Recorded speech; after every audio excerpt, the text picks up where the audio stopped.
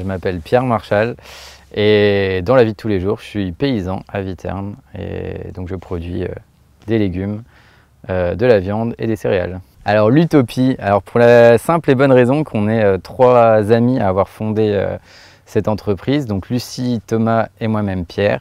Et donc les premières lettres de chaque prénom ont donné l'utopie et on trouvait que c'était trop beau pour ne pas l'utiliser comme nom de ferme. On est tous les trois de formation ingénieurs. On a bossé pendant 5 ans dans l'industrie avant de se dire que ce n'était pas forcément aligné avec nos valeurs, avec la vision du monde de demain qu'on souhaitait.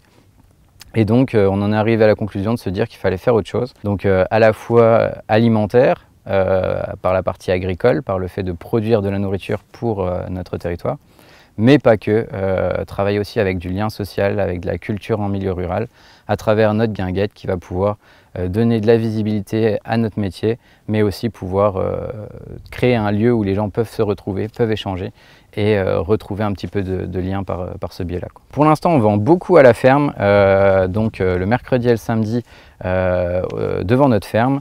On fait aussi les marchés de Moselle et Madon et dès janvier 2026, on va pouvoir ouvrir notre épicerie à la ferme qui reprendra plus de produits.